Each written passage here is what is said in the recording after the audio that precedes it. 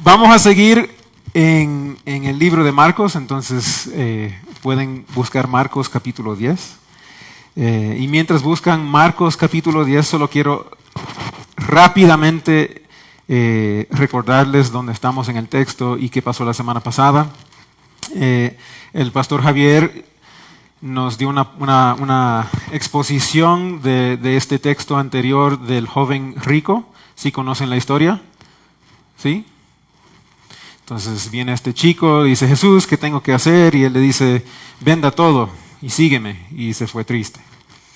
Y al fin me pareció súper importante esta palabra, porque vemos que Dios no tiene problema que nosotros poseamos bienes. El problema que tiene Dios es cuando las posesiones nos poseen a nosotros. Ahí está el problema. Entonces las riquezas, los bienes, las cosas de la vida en sí no son malvadas, es cuando nos agarran a nosotros. Y después nos dimos cuenta de la parte clave que Javier expuso la última vez, que para lo que es imposible para el hombre, solo para Dios es posible, que es la salvación, ¿cierto? ¿Sí? ¿No? Como que hay una duda teológica, hermano, no sé qué pasó con la doctrina. Lo que es imposible para el ser humano es solo posible para Dios. Eso, bueno, gracias, hermana, ahí atrás. Entonces vamos a seguir. Quise hacer este resumen para darle un poquito de contexto. Jesús está dando estas enseñanzas no en como que un salón, no en la sinagoga. No está dando estas enseñanzas así en una iglesia, ¿no? Él, vamos a ver en el versículo 32, está en la calle. Y mientras van en una dirección, están sucediendo estas cosas, vamos a ver que Jesús se topa o de cierta forma choca con ciertas personas, tipos de personas, y esos acontecimientos se vuelven enseñanzas ¿para quién? Para los discípulos, ¿no? Porque los 12 le están siguiendo a él, ¿cierto? Entonces los 12 lo ven como: así Dios piensa al respecto de la plata. Es eso que Dios piensa de los niños. Ok, qué chévere. ¿Bien? ¿Estamos? Entonces, como Jesús enseña como maestro, son lecciones objetivas, no son lecciones teóricas de que, hoy vamos a memorizar Deuteronomio 6. No, ya hicieron eso cuando tenían como 3 años. Entonces ya a la lección objetiva, ¿ya? Cómo interactuar con Dios y con el ser humano en el día a día. ¿Estamos? ¿Sí? Ok. Entonces, Marcos 10, 32. Marcos 10, 32. Dice: iban de camino subiendo a Jerusalén, y Jesús se adelantó. Los discípulos estaban asombrados, y los otros que venían detrás tenían miedo. Interesante. Y uno puede leer esto y decir: ¿de qué tienen miedo? Jesús ya ha echado fuera demonios, incluso miles de demonios, la legión de este tipo, el Gadareno, se ha enfrentado a los religiosos, se ha enfrentado a tantas personas, y siempre sigue adelante Jesús. ¿De qué tienen miedo? Uno se podría preguntar, ponerse a pensar: no entiendo esto muy bien. Estos discípulos están con el maestro invencible y tienen miedo. Bueno, para darle un poquitito de contexto, lo voy a hacer rápido para no hacerles cargado, porque ya vi que tiene sueño, como dijo el pastor. Entonces, y no tienen que ver esta porción, solo vamos a discutir aquí un poquitito, pero en Juan 10 y Juan 11, luego en casa pueden leer estas porciones y pueden ver el contexto de esta porción de Marcos. ¿Ok? Juan 10 y Juan 11, Jesús está haciendo ¿qué? Bueno, si lo lees, peleas. UFC no. Enfrentamiento. Está enfrentándose a líderes religiosos y líderes de comunidades. ¿Okay? Como Juan lo pone, es los judíos, entre comillas. El problema ahí es que esa traducción es algo un poquito raro porque, o sea, uno lee eso y dice los judíos, bueno, todos los judíos son los malos. No, no. Es que en estos días los autores bíblicos no querían, o sea, querían mantenerse anónimos, ¿cierto? ¿Por qué? Porque si escriben y este tipo, líder de la sinagoga, ¿qué le iban a hacer? ¿Cierto? Entonces dice los judíos. ¿Por qué? Bueno, todos somos judíos aquí, entonces, ¿quién está en contra de? No sabemos. Ah, bueno. Ok. Entonces, los líderes religiosos, que son los fariseos en este momento, luego va a ser los saduceos, pero en este momento los fariseos, y los judíos, que son líderes de comunidades, líderes de sinagoga y líderes, o sea, de familias, de clanes, tribus, toda esa cosa, ¿no? Y vemos en Juan 10:10 un versículo demasiadamente famosa. ¿Alguien la conoce por casualidad? Juan 10:10. ¿Le quieres citar?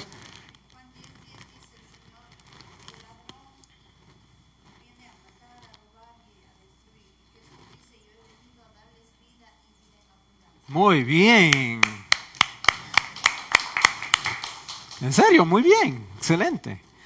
Vemos esa porción famosísima. El ladrón viene para robar, matar y destruir. Y estaba hablando hace un par de días con el Javier de que nosotros echamos la culpa a todo, el pobre diablito, ¿no? Pobre diablo. Pobre diablo.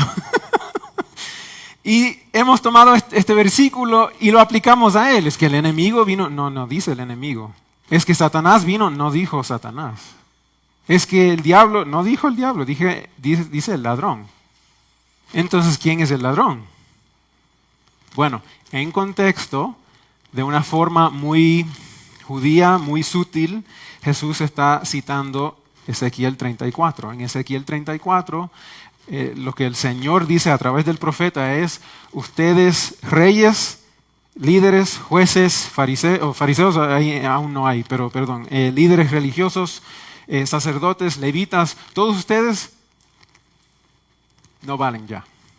Todos corruptos, todos malvados, todos horribles. Entonces yo, el Señor, voy a votarles a todos y yo voy a ser el único. Él dice, voy a ser el buen pastor de Israel.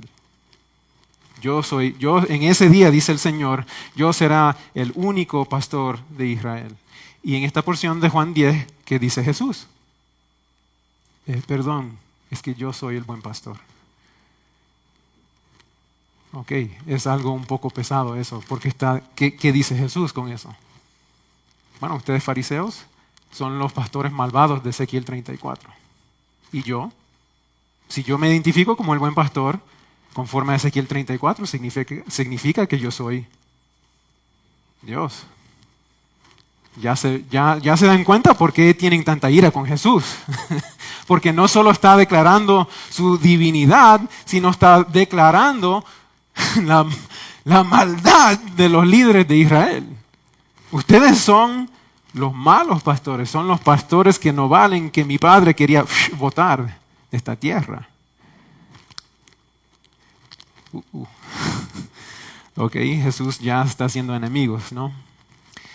Y a los judíos, lo que dice Juan, los judíos, los líderes comunitarios, políticos, de sinagoga, todo eso, ellos le dicen en esta porción de Juan, ¿hasta cuándo nos vas a tener en suspenso? O sea, hable serio, man. ¿Hasta cuándo nos va a tener suspenso? Si eres el Cristo, dígalo. Y lo que él responde, para hacerlo rápido, es, ya les dije, y ustedes no me querían creer. ¿Y acaso si no fueron suficientes mis palabras, les mostré con mis obras? Lo deben saber si lo soy o no. Y ellos dicen, no, pero una vez más, básicamente, dinos, ¿eres el Cristo, sí o no? Y él dice, ustedes no saben, están confundidos porque no son ovejas de Dios. O sea, conforme a Ezequiel 34, ya no son pastores, no son líderes, no valen, Dios les quiere botar, les quiere sacar de su puesto. Yo soy el buen pastor y encima de eso, ni eres mi oveja. Uh-oh. Jesús en este momento como que no está mostrando mucha gracia, ¿cierto? Y lo que vemos aquí es el contexto, o sea, no podemos decir que literalmente sucede Juan 11 en el momento de Marcos 10, pero es el contexto. Estos tipos de conversaciones están tomando lugar en el entorno de Marcos 10, porque ellos están en Judea, están en la parte sur, están entrando a Jerusalén, le quieren matar, sale. Entra a Jerusalén, le quieren matar, sale. O sea, es básicamente los últimos días de Jesús, de su ministerio. Y cuando fallece Lázaro, el amigo de Jesús, ellos están afuera de Jerusalén, pero por ese rincón, digamos, por ese barrio. Y él dice, levántense chicos, nos vamos a Betania. Es que Lázaro se durmió. Y ellos, pero qué raro, déjalo dormir. No lo molestes. Y él, no, es que falleció. Y ellos le dicen esto en Juan 11. Rabí, hace poco que los judíos te querían apedrear y vas allá otra vez. Ahí vemos lo que es el asombro. No es un asombro de que, wow, qué lindo, la gloria de Dios. Es asombro de que, oye, pero, hello, ¿qué te pasó, Jesús? Y cuando Jesús dice, no, es que vamos a ver a nuestro amigo Lázaro, Tomás en especial le dice, pues vamos nosotros también para morir con él. Y muchas veces esto se lee o se predica con el contexto de que Lázaro está diciendo, Tomás está diciendo, Lázaro falleció, pues qué tristeza, nos morimos nosotros de la tristeza. Y lo que él dice, no, en este contexto es, nos quieren matar allá. Y justamente tú quieres ir allá. Pues vamos a morir nosotros. Y todos quieren hablar de la duda de Tomás. Y, ay, pobre Tomás, no creyó. Y, ay, su poca fe. Pero nadie ve esta porción que Tomás dice, bueno, yo te sigo hasta la muerte.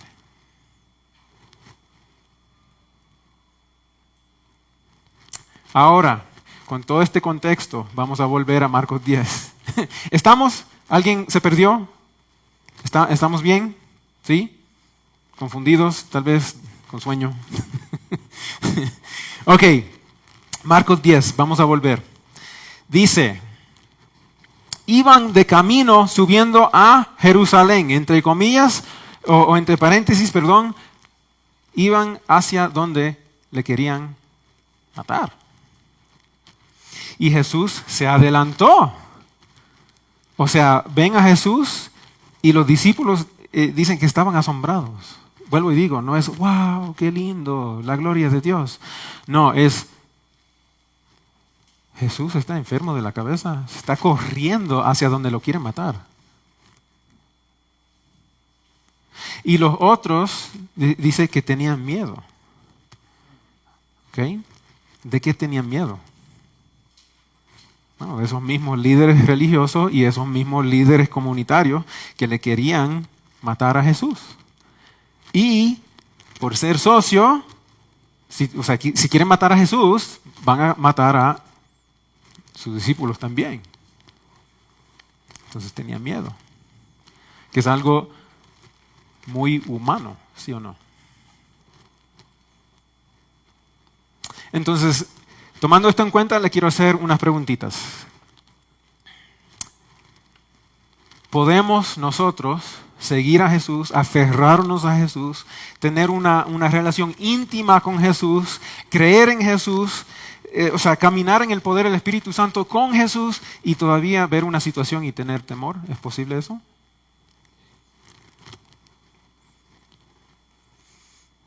que reflexionen. Es posible que Jesús se esté adelantando en tu vida, dirigiéndole directamente a la cosa que te quiere hacer daño. ¿Es posible eso?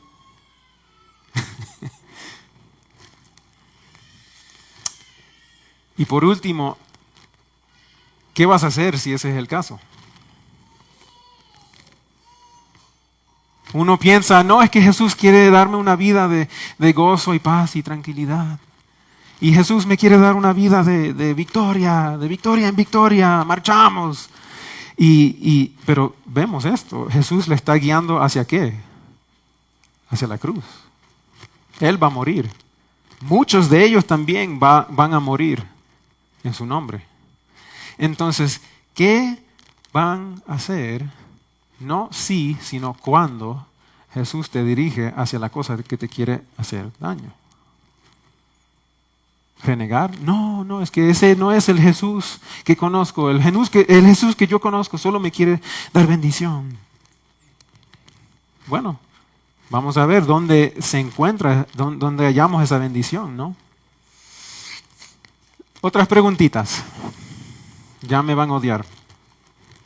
Yo conozco que, por ejemplo, ustedes como iglesia salen a compartir su fe, ¿sí o no? Hay grupos de evangelismo, salen al centro, que es muy bueno. O sea, no quiero usar la palabra obligatoria, pero prácticamente sí. Es muy bueno. Ahora, salir al centro, compartir la fe, chévere. ¿Qué dirían si Jesús, a través del Espíritu Santo, les quiere guiar para que se vayan a Perú? ¿Qué dirían si Jesús les fuera a decir, venda todos tus bienes, móntate en bus y vete a compartir tu fe con las personas que te quitaron mitad del país? Ya no me quieren.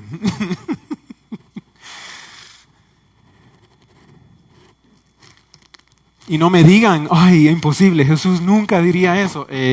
¿Han leído la Biblia? Dios siempre está mandando a un profeta a un pueblo odiado, ¿cierto? A un enemigo.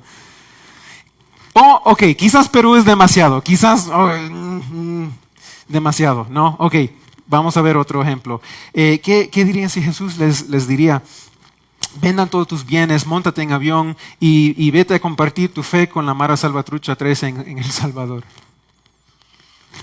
¿Qué dirían? No, es que esas personas son malas. Ellos no merecen, ellos ya que vean su infierno. Ellos tomaron sus decisiones y yo no tengo nada que ver con esa situación. Ahora estamos hablando de ejemplos grandes, ¿no? Pero ¿qué pasaría si Jesús te dice, vaya y comparte tu fe con tu tía católica que te odia por ser cristiano? No, Jesús, no sea malito. La tía católica no. Bueno, algo muy interesante aquí es que Jesús no les reconforta ni suaviza el golpe en lo más mínimo. Dice los versículos siguientes, 33, Marcos 10, 33 y 34, dice, Jesús, viendo hacia atrás, se da cuenta que están asombrados y con temor y dice, chicos, ahora vamos rumbo a Jerusalén. Y los chicos como que, bueno, gracias, no me di cuenta. Todos estos tipos que me quieren botar piedras todo el tiempo, gracias por el anuncio, Jesús. Ahora vamos rumbo a Jerusalén y el Hijo del Hombre será entregado a los jefes de los sacerdotes y los maestros de la ley. Ellos lo condenarán a muerte, lo entregarán a los gentiles, se burlarán de él, le escupirán, lo azotarán y lo matarán.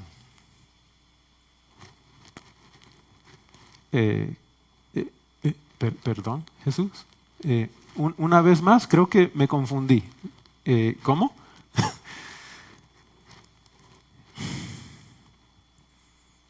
Jesús está corriendo hacia el peligro, hacia donde le quieren matar y naturalmente, humanamente, que algo muy normal, la gente que está con él, sus amigos, les da temor. Y él dice, vamos chicos, vamos a morir. pronto, pero vamos. Y los chicos, ¿qué? Pero como termina esta porción del 34, pero a los 3 días resucitará. Me llama mucha la atención esta parte, porque Él lo dice tal cual y dice, me van a maltratar, me van a escupir, me van a hacer lo peor, me van a rechazar y matar. Y si a mí lo hacen, lo más seguro es que te lo van a hacer a ti también. Ya se asustaron las chicas. Perdón. A los 3 días resucitará. O sea, Jesús no dice nada para quitarle ese miedo. Es más, lo que Él dice confirma sus peores temores. Pero como termina esta porción es, pero a los 3 días me levantaré. Y si ustedes mueren, tú también. Es solo a través del temor que llegamos a la bendición. Es solo, o sea, por medio, no alrededor, no por encima, no por debajo, no dando retro, es por medio del temor que llegamos al tesoro.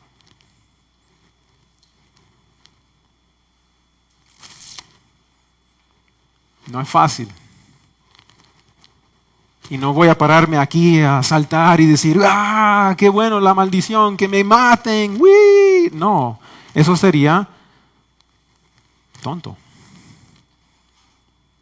Eso sería falta de entendimiento. Perdone que lo diga, pero eso sería yo ser estúpido. Nadie le gusta que le maldigan. A nadie le gusta que le peguen. Nadie. Pero Jesús dice, solo es a través del temor y solo a través de esa maldición y rechazo y todo lo feo, es a través de eso que llegan al tesoro. En los 1950 llegaron unos misioneros al Ecuador de diversos estados de los Estados Unidos. Y ellos no se conocían antes, pero Dios como que ahora nos damos la cuenta de que Dios orquestó todo y los trajo a Quito. Y mientras estuvieron en Quito, todos se conocieron y se dieron cuenta que Dios les estaba llamando hacia el oriente. Y querían compartir el evangelio con personas autóctonas o indígenas, ¿cierto? Tenían ese llamado, ese fuego ardiente por dentro y se esforzaron por lograrlo. Bueno, el 8 de enero de 1956, los 5 varones, todos esposos, algunos padres, fueron asesinados en el río Curaray por las personas que querían alcanzar con el evangelio. Si no conocen, pueden buscar en internet el libro y la película se llama Punta de Lanza. ¿Se han escuchado algunos? 2, 3. 1. 2, 3. 1, 2, 3. Bien.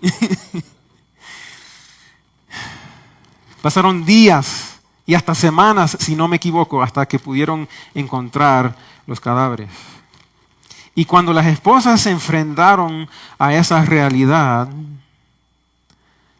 muchas dijeron, no, esto es demasiado ya. Y se volvieron a los estados, a sus parientes, a estar de luto, lógicamente.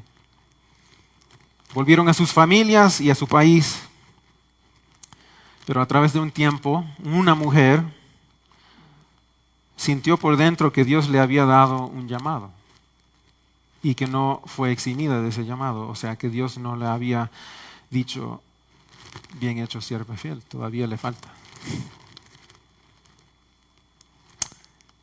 Y ella tomó la decisión de volver no solo a Ecuador, sino al mismo pueblo donde mataron a su esposo.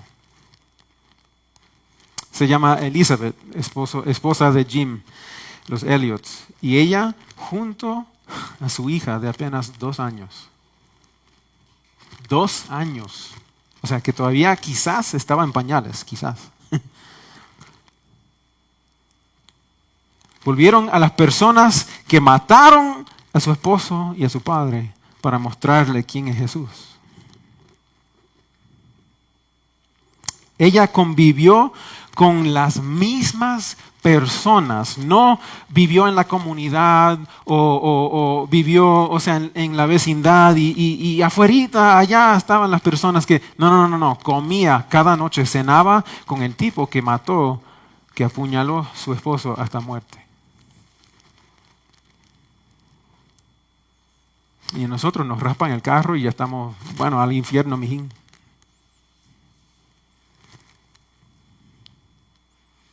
Ella años pasó traduciendo el Nuevo Testamento de inglés a español. Y después ella obró con un traductor que tradujo de español a quichua, el dialecto que hablan en el norte. Y de quichua luego a el idioma de las personas guaraní.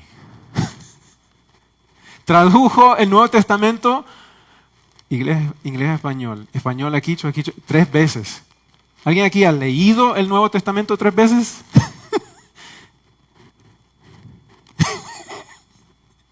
No quiero señalar, pero, o sea, ¿cuánto vale el Evangelio para nosotros? ¿Cuánto vale Jesús para nosotros? Ese pueblo por fin conoció a Jesús. Cuando llegó la Biblia en su idioma y leyeron, y ellos mismos vieron el testimonio de esta mujer extranjera que quería convivir con ellos. Luego entrevistaron al hombre que mató a Jim y él dijo, yo no podía soportarla, yo no podía, me entraba no era rencor ni odio, me entraba como que algo fuera de este mundo y yo no podía aguantar ver su cara en mi pueblo. ¿Por qué? Porque yo le maté al esposo y ella me quería abrazar. Y eso no tiene ningún tipo de sentido. Y él decía cosas como, yo soy indígena, pero no soy estúpido. O sea, eso no tiene sentido. En ninguna cultura, decía este tipo en la entrevista, no tiene sentido. ¿Cómo puede existir esta clase de amor? Bueno, antes de todo eso, mientras estuvo en los Estados Unidos de luto, restaurando, sanando, en una entrevista le preguntaron a ella, ya que había declarado su intención de volver, ¿no tienes miedo de volver? ¿Y sabes lo que ella dijo? Es que yo soy macha, yo puedo, todo lo puedo en Cristo. No, ella no dijo eso. Ella dijo, a veces el miedo no se disminuye. Y uno tiene que elegir hacerlo con miedo. Me ha llamado mucho la atención esta porción y estos versículos y este capítulo de Marcos. Me ha llamado mucha la atención esto. ¿Por qué? Obviamente porque en el ámbito humano yo no puedo amar así. Es imposible. Es imposible. Lo que es imposible para mí, pero es posible para Dios. Si Dios me puede salvar, Dios me puede dar ese amor también. ¿Cierto?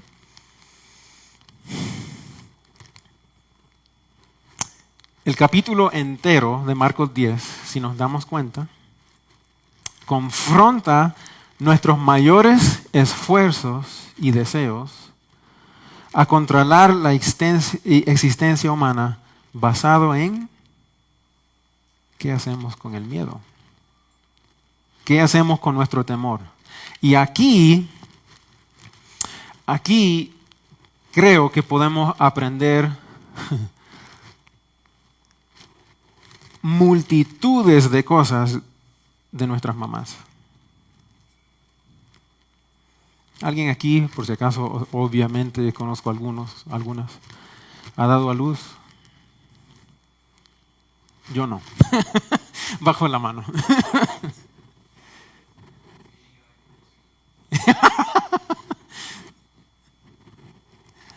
Una mujer queda embarazada y yo solo lo he visto. O sea, soy testigo, nunca lo he experimentado. 4 veces con mi esposa. Uno queda embarazada y uno, o sea, por primera vez no tiene la menor idea en qué se está metiendo, ¿sí o no? No sé, ustedes me pueden decir. Okay. Es como que, bueno, esto pasó y vamos a ver. Pero después la segunda, quizás la tercera, si llegan la cuarta, la quinta. Y uno ya sabe, esto me va a doler como el diablo. Esto me va a sacar el aire. Esto me va a veces me va a desanimar. ¿No? Ustedes me digan, no sé, yo solo con mis ojos lo veo, pero las mamás nos pueden decir qué es comprometerse con un amor invencible, aún enfrentando a un dolor tremendo. Y ni hablemos de los dolores de parto, o sea, no tengo ningún concepto. Me he martillado, me he cortado, o sea, estupideces de niño, de joven, o sea, tantas cosas que he pasado, o sea, que me he lesionado, que bla, bla, bla, pero cuando le dieron esos dolores a Miriam y yo vi su cara y como que se transformaba en otra persona y hablaba en otras lenguas, ni angélicas ni humanas, y eso, ¿de dónde salió? Y le dio ese dolor y yo, no puedo ni imaginarme. Pero llega el momento, llega la bendición, llega el bebé o la bebé. Y en un instante, las personas que lo han experimentado o han visto, es un cambio tan brusco. Es un cambio tan brusco del infierno al cielo. O sea, así de una. ¡Ah! ¡Es por tu culpa! ¡Ah! Y no sé qué más. Y llega el bebé. ¡Ué! ¡Ué! Y en un instante se olvidan del dolor. Bueno, me imagino, vuelvo y digo, qué sé yo.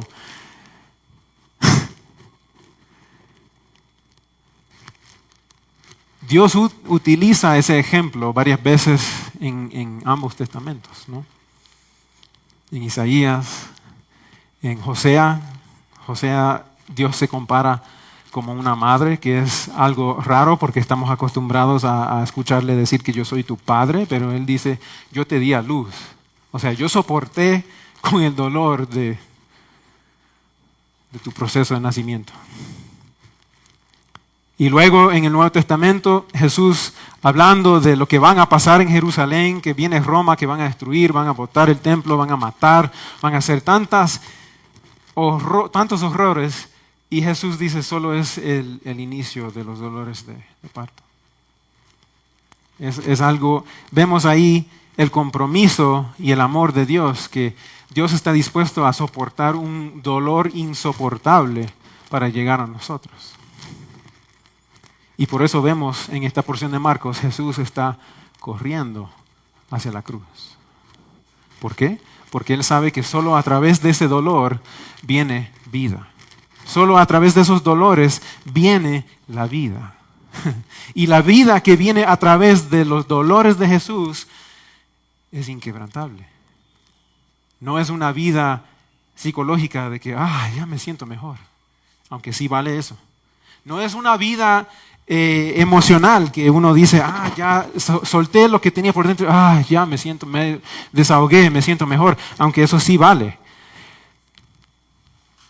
La vida que viene a través de los dolores de Jesús en la cruz es una vida inmortal, invencible, inquebrantable, una vida eterna. sin fin, sin inicio, solo es lo que Él dice, vida plena. Y por eso vemos a Jesús corriendo hacia la cruz.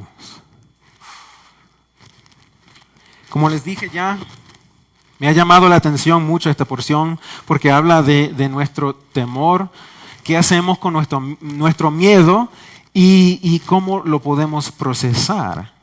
Este capítulo confronta, ya como les dije, nuestros mayores deseos y esfuerzos a controlar nuestra vida. Marcos 10 inicia con ¿qué? A ver, ¿quién sabe? La enseñanza del divorcio. O el matrimonio, mejor se podría decir matrimonio, ¿no? Y la pregunta o el temor ahí, vienen unos manes y dicen, y Jesús, cierto que Moisés dijo que puedo despedir a mi esposa por cualquier razón. Y Jesús les dice, lo que Dios ha unido, no se separe, no lo separe el hombre. Obviamente hay circunstancias de infidelidad y circunstancias de violencia, circunstancias hay circunstancias, ¿no? Y Dios no es un Dios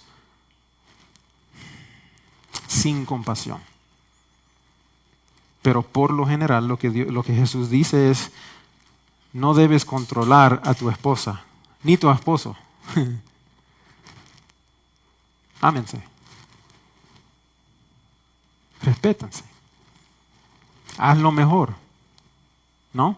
La familia, ¿ok? Saltamos del matrimonio a la familia. Vienen los niños, ¿cierto? Y ¡ah! Los niños, Jesús. Y los niños, ¿y qué hacían los discípulos? Los apóstoles. Salte de aquí, mocoso. ¿Cierto? Y Jesús les reprende. ¿No? Entonces la pregunta o el temor ahí es, ¿qué pasa si mis niños hacen demasiada bulla? ¿Voy a ser mal visto? ¿Me van a decir que soy mal padre? Ay, es que mi hijo, ay, mi hija, ay, botaste, ay, hiciste, ay, regaste. Y Jesús lo que dice, no sean tontos, van a perder la presencia de Dios por su temor a ser mal visto o juzgado.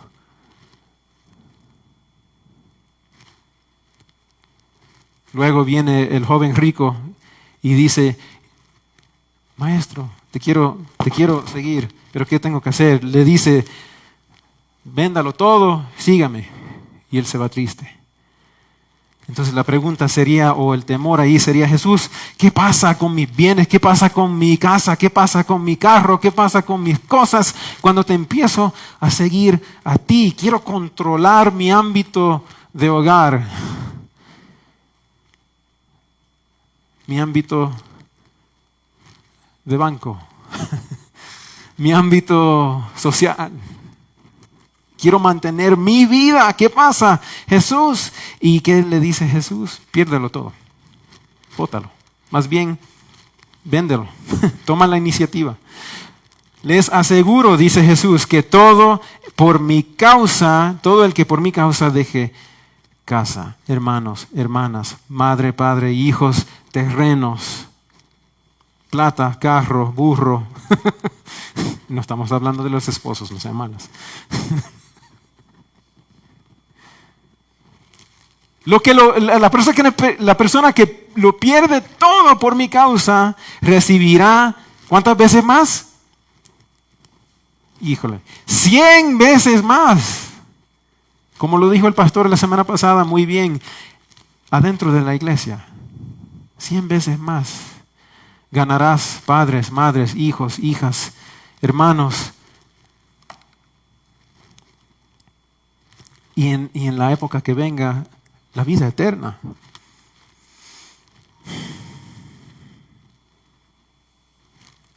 Y ahora Jesús corre hacia la cruz y los discípulos están en esa lucha emocional, psicológica de que, pero nos quieren matar ahí. Jesús está corriendo hacia allá y ¿qué le pasa? No quería esto. mi vida? ¿Qué pasa con mi vida? O sea, tenemos unos impulsos, unos instintos muy naturales de supervivencia. Y la pregunta del temor podría ser: Jesús, ¿por qué me diriges hacia las personas que me quieren hacer daño? ¿Y qué dice Jesús? Sígame. Me maltratarán y me matarán. Tienes razón. Tus temores tienen la razón. Pero Jesús, ¿qué pasará? A los 3 días resucitaré. Y si yo me levanto, tú también. Amén. A través de este capítulo, Jesús confronta nuestra necesidad de controlar nuestra realidad. Tenemos una adicción a manipular circunstancias o manipular personas para que nos vaya bien. ¿Alguien alguna vez ha hecho un tratado así debajo de la mesa? No sea malito, déme ayudando. No estoy burlándome de la cultura, pero rogar así es ¿qué? Maniobra, es manipular. ¿Sí o no? Si estoy equivocado, dígame y lo acepto. Pero Jesús dice que tú sí sea así y que tú no sea no. Es incómodo. Cada cultura, yo puedo hablar de mi cultura puertorriqueña también.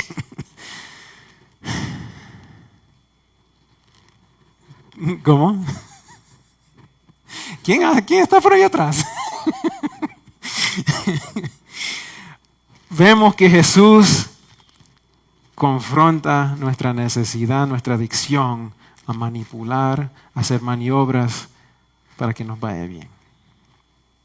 Y Jesús dice: ¿quiere que te vaya bien? ¿Quieres llevarte bien con tu pueblo, con tus parientes? ¿Quieres encontrarte el reino, heredar y recibir el reino? ¿Quieres recibir la vida eterna? Debes hacerte vulnerable. Siga mi ejemplo. Jesús no dice: tienes que hacerlo de esta forma y chao pescado y me avisas cómo te fue. Aquí cualquier cosa estoy pendiente. No. Jesús dice: siga mi ejemplo, ya que estoy corriendo hacia la muerte. Hazte vulnerable, no hay otra. Hazlo con preguntas, hazlo con lágrimas, hazlo con dudas, con miedo, pero hazlo. Es la única forma en cual podemos seguir a Jesús, es siendo vulnerable. Ya vamos a terminar. Este capítulo termina con 2 relatos muy interesantes y no los voy a exponer todos, pero van mano en mano con esto. ¿Qué hago si no me va bien el matrimonio? Jesús te dice: hazte vulnerable, ama a tu esposa, ama a tu esposo. ¿Qué pasa con los niños? Ámalos, críalos. No les detengan de la presencia de Dios. Pero son bullosos. Sí, yo sé, yo los hice, no seas tonto. ¿Qué pasa con mis bienes? ¿Qué pasa con mi vida? Con lo físico, lo material, lo económico. Déjalo ir, suéltalo. Sígame a mí. Hazte vulnerable. Y luego vemos Juan y Jacobo. Estos 2 manes son unos tremendos. Y Jesús le da a 2 apodos. A Simón le da piedra, porque eres... Y a Juan y Jacobo le dice: ustedes van a ser conocidos como los hijos de trueno. ¿Por qué? Porque nadie puede con ustedes. Son unos tremendos. Juan y Jacobo se acercan a Jesús de una forma oculta, secreta. Se apartan con Jesús. Oye, Jesús, ven acá. ¿Y qué le piden a Jesús? Queremos sentarnos en tronos a su mano derecha e izquierda. Y Jesús le planta una pregunta muy, ¿pueden tomar de mi copa? Hablando del sufrimiento de la cruz y de todo, pero es inconcebible esto. ¿Por qué? Número uno, revela su concepto de la autoridad. Juan y Jacobo tienen temor de ser sujetados a otro y ellos dicen, nosotros queremos sentarnos directamente a tu lado, Jesús, porque otro capaz no sea tan buen líder y yo no me voy a someter a cualquier fulano. Miedo al liderazgo, la autoridad, basado en su concepto erróneo, equivocado. Y revela su necesidad de controlar la situación a través de sus maniobras, su manipulación. Jesús, acá. Nosotros somos sus favoritos, ¿cierto? Imagínense. ¿Y qué piden? Si Jesús es Dios y Dios gobierna el cosmos, el universo, las oraciones hebreas siempre comienzan con bendito eres tú, Señor nuestro Dios, Rey del universo. Así conocen Dios. Si Jesús es Dios y Él se sienta en el trono que gobierna todo el universo, ellos ¿qué están pidiendo? Jesús, queremos ser segundo al mando ¿de qué? Del universo. ¿Qué? Parecería un chiste, ¿no? Queremos autoridad sobre toda la creación, menos usted, Señor. Pero yo no me someto a ninguna otra persona. Jesús les enseña que en el reino es todo al revés. ¿Quieres ser grande? Debes servir.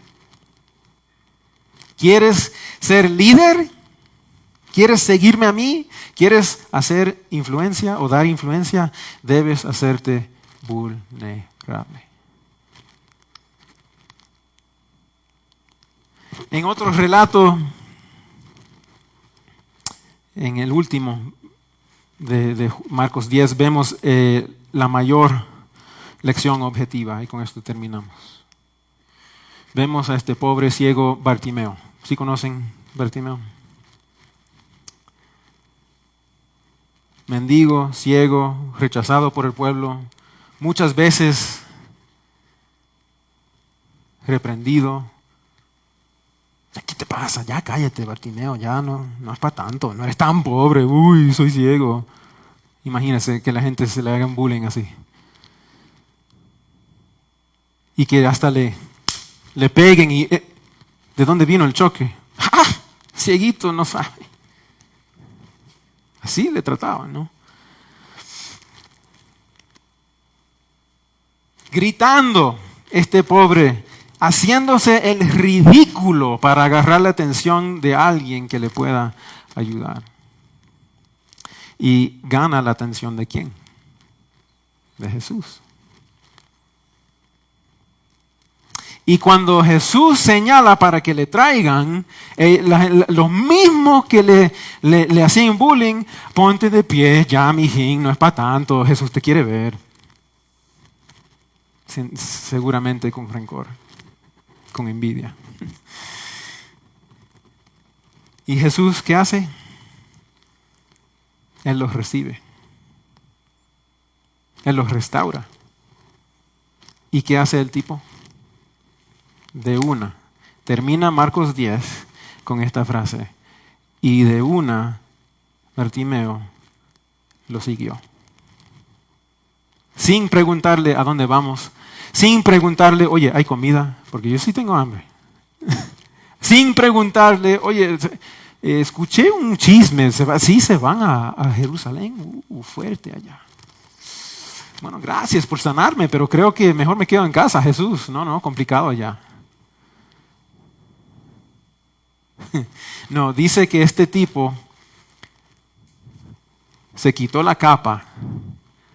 ¿Qué significa? Su único bien en toda esta vida es lo que le pertenecía a él. Es su única pertenencia.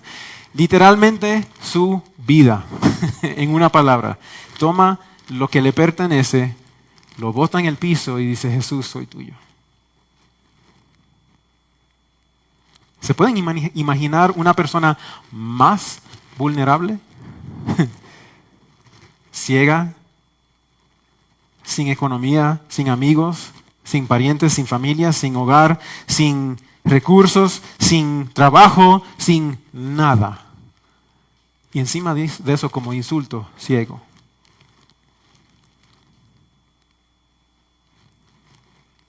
Y es el mayor ejemplo de todo este capítulo. Jesús dice, ese es el que quiero. No las personas con título, no las personas, o sea, los fariseos ya vimos al inicio cómo les trató, ya los líderes comunitarios ya vemos cómo les trató, cómo les habló. Él dijo, no. Él está dispuesto a botarlo todo por mi causa. Él está dispuesto a enfrentar a su miedo.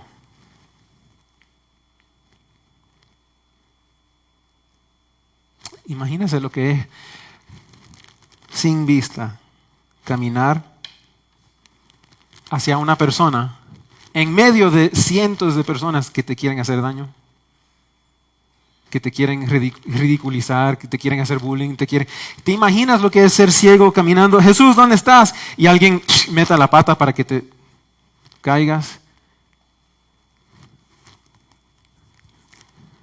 ¿Te imaginas ser más vulnerable? Y Jesús lo que dice es el mejor ejemplo de cómo se deben acercar a Dios.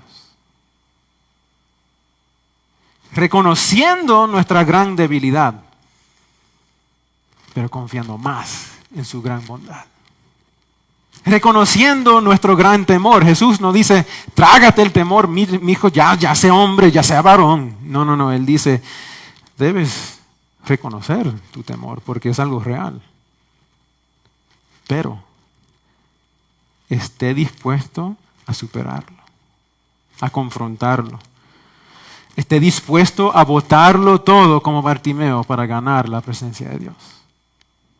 Amén.